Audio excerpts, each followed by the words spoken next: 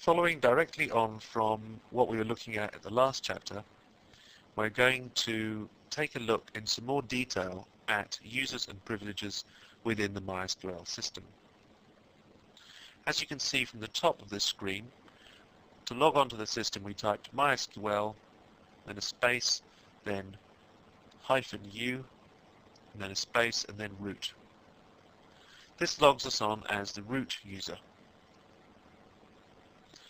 As the root user, we have all possible privileges within the MySQL system. Now we're going to create another user. Let's say we try to grant them all the privileges in the MySQL system. And we're going to say on *, so every table on every database, to, let's call them teacher's pet at localhost. Localhost being this machine that we're working on, the machine that the MySQL server is installed on, identified by Apple. So we've created our teacher's pet user. Now let's quit, and we can log back in as the teacher's pet. So it's simply a matter of typing the MySQL client executable name from the command line, whatever that command line is, whether you be using Windows, such as here, or Linux or Unix. Then we type teacher's pet, and because we've got a password here, we use another little option here, -p. Then it's going to prompt us for the password. So we'll put in the password that we just chose as root, and now we're logged in as teacher's pet.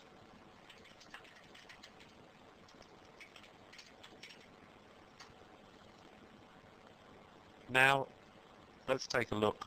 We can look at our databases, and when we try to log in to the food database, it has no problem with that.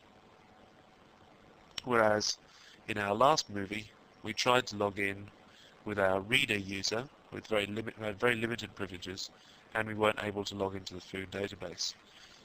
Let's go over to the sample database, and let's try dropping one of the tables. We're going to drop table time demo, and it does that without a blink. It drops the table and removes all the data within the time demo table and the whole structure of the time demo table. So as we can see, teacher's pet has quite a lot of power. Let's try, however, as teacher's pet, to grant all the power that teacher's pet has to his mate.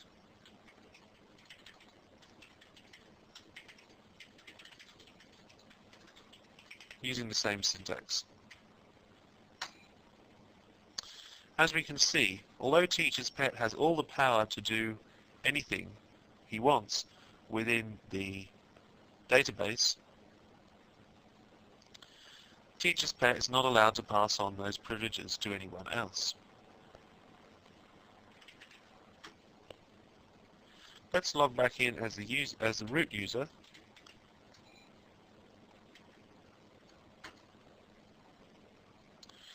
And we'll try another grant command here. We'll try grant all again on ** to the same username and the same password. But the key phrase that we had missing before is with grant option. This truly confers a huge amount of power to whoever you pass the grant option onto. The grant option will allow teacher's pet to grant all the privileges that teacher's pet has been allocated to anyone else. However, of course, teacher's pet can only grant those privileges to which he himself has access. he can't create a more powerful user than he is already. Let's quit from MySQL, and now we'll log back in as teacher's pet.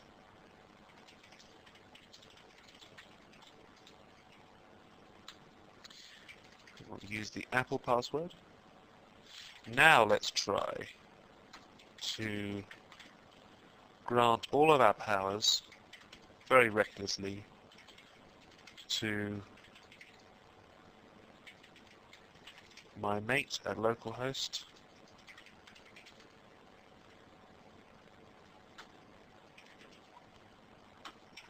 We'll log out and log back in again as my mate. We'll use the password that teacher's pet specified, and now we're logged in as my mate.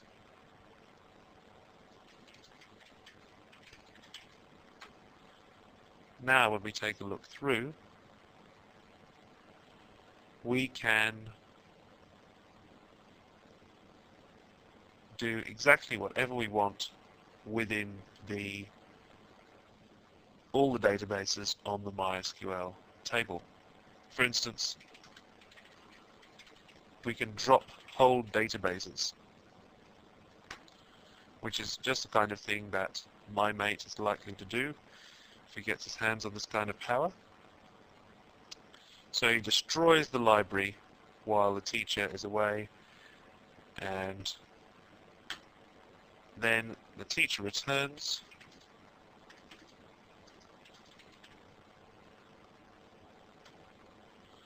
and takes a look at what's happened.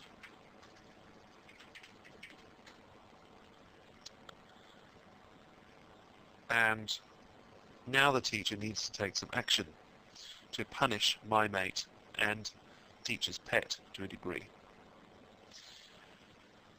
What the teacher can do, or the root user in this case, is to revoke powers that he has granted. Revoke all on ** from my mate at localhost.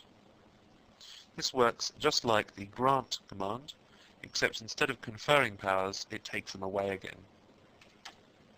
So now when my mate tries to log on, he'll find he won't be able to do anything at all. And then as a punishment for teacher's pet,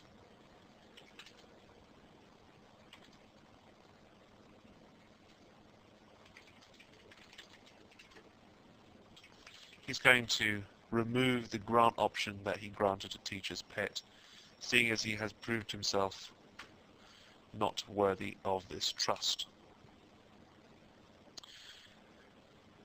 So as you can see, the grant and revoke options allow us to maintain a very precise level of security over each of the different users that we allow access to the system.